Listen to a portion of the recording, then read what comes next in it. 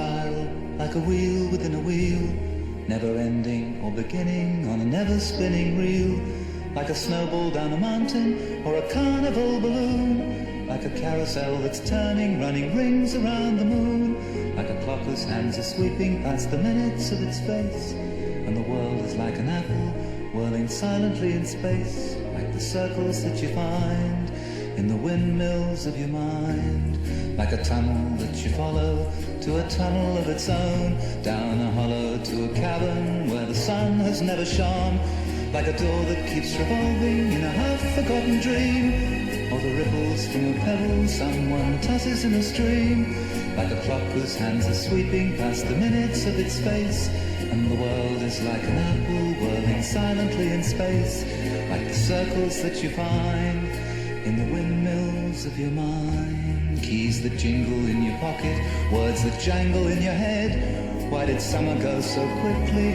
Was it something that you said? Lovers walk along the shore and leave their footprints in the sand.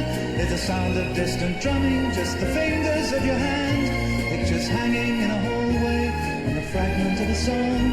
Half-remembered names and faces, but to whom do they belong? When you knew that it was over, you were suddenly aware that the autumn leaves were turning to the colour of her hair.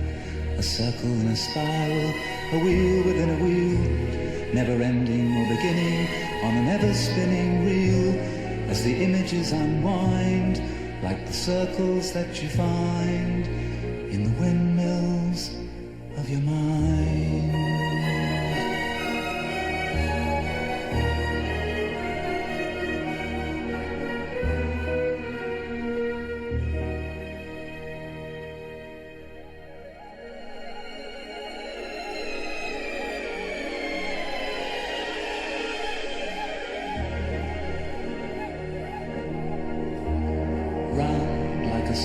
Spiral, like a wheel within a wheel, never ending or beginning on a never spinning reel, like a snowball down a mountain or a carnival balloon, like a carousel that's turning, running rings around the moon, like a clock whose hands are sweeping past the minutes of its face, and the world is like an apple whirling silently in space, like the circles that you find in the windmills of your mind, like a tunnel that you follow to a tunnel of its own, down a hollow to a cavern where the sun has never shone, like a door that keeps revolving in a half-forgotten dream, or the ripples from a pebble someone tosses in a stream, like a clock whose hands are sweeping past the minutes of its face, and the world is like an apple whirling silently in space, like the circles that you find in the windmills of your mind. Keys that jingle in your pocket, words that jangle in your head. Why did summer go so quickly? Was it something that you said? Lovers walk along the shore and leave their footprints in the sand. There's a sound of distant drumming, just the fingers of your hand. Pictures hanging in a hallway, and a fragment of a song. Half-remembered names and faces, but to whom do they belong? When you knew that it was over, you were suddenly aware that the autumn leaves were turning to the colour of her hair. A circle in a spiral, a wheel within a wheel, never ending or beginning on an ever-spinning reel, as the images unwind, like the circles that you find in the windmills of your mind.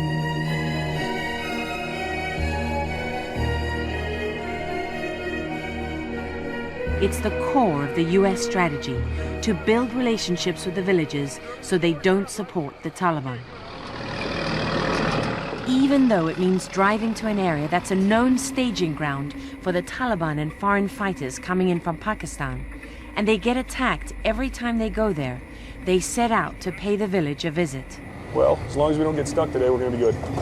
A 3-mile trip that took an hour and a half because of the impossible terrain. Man, this terrain sucks.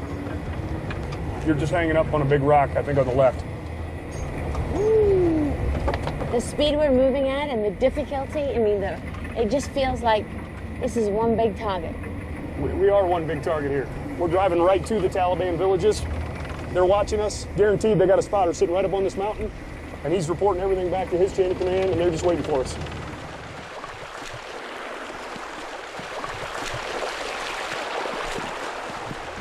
When they arrived at the village, the reception was cool. Yeah, there's two of them. And we noticed Captain Hintz was instantly on edge. You don't get a friendly feel here, do you? Not really, no. No, I don't think so either. The villagers kept their distance, unlike previous visits when they welcomed him. I see them sitting watching all over there. Yep, different dynamic. Captain Hintz tracked down the elder who had invited him here to find out what was going on. The last time we came here, a lot of people came up and talked to us. Is there something going on today? Is it a time of prayer, or is it... Not even he wanted to talk. It seemed he couldn't wait to get away. I appreciate you talking to me. Thank you, Chairman. Hintz was disappointed. By now, it felt like a setup. The captain and his men were uneasy. We'll see how easily we get out of here.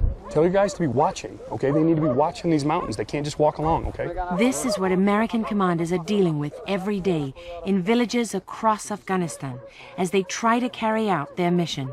Right now, if the Taliban is influencing that village or living in that village and we're not, then that's the choice you have, you know, to go with the Taliban and live, or to talk to us and support us, and then as soon as we leave, you'll be dead. The trip back was long and tense. One of the trucks got stuck. Ooh, they're up on three wheels. Straighten the wheels. Hintz and his men struggled to free the vehicle, which weighed nearly 13 tons. What's up? We had a hammer or something? Every second they were on the ground, they were exposed. Stop! It was the moment the enemy seemed to be waiting for. Get in, get in, get in, get in! Get in, get in! Bullets cracked and whistled over our heads. They were hitting all around us. They had a lot of AK-47s. They fired RPGs at us.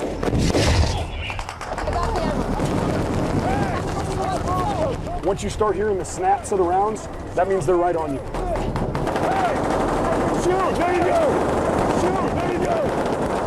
Our cameraman, Ray Ribieska, stayed close to the soldiers to capture the fight. Need a fire mission on Twins! Hintz ordered in mortars. Here you can see Captain Hintz on the hood of our truck, completely exposed to enemy fire. He's trying to secure the 200-pound tow bar so the convoy can get moving. Get in the truck! Get in the truck! The convoy still had to fight its way through the ambush. What's left? What's left? Hey, listen! I need you to watch for us! After 30 minutes of constant fighting, it was over. Hintz believes they killed 15 enemy fighters with no American casualties. His soldiers were relieved, and Captain Hintz felt lucky to be alive. I had to jump up on the hood to get the tow bar up, and so I'm up on the hood, and the rounds are cracking everywhere. It was insane. There are more than 12,000 soldiers at dozens of outposts along the border that are dealing with the same problem as Captain Hintz. Up on the ridge lines. Those are super highways for the insurgency. Lieutenant Colonel Joel Vowell at Forward Operating Base Joyce, less than 5 miles from the Pakistani border, is one of them. Most of the people we are fighting are from Pakistan. Is it an endless supply? I don't know if it's endless. Does it feel that way? It feels that way when you have to fight waves after waves of enemy fighters here that are coming from sanctuary.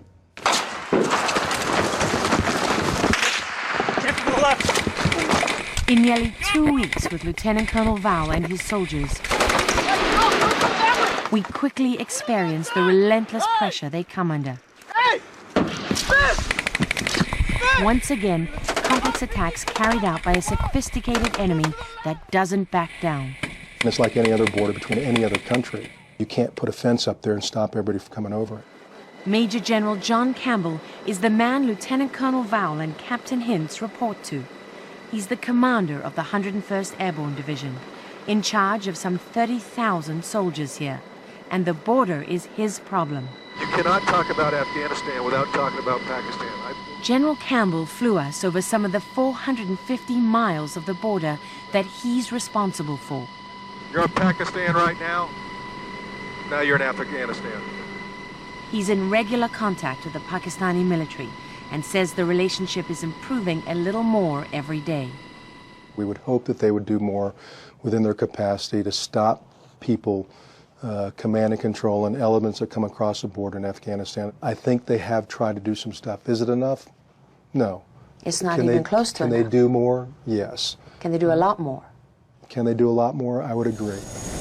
Go! Let's go! Let's go! Until they do, it's hard to see how U.S. soldiers at places like Combat Outpost Iraq can make any real progress in a fight that's claimed more American lives this year than any other. What's the hardest thing you've had to deal with?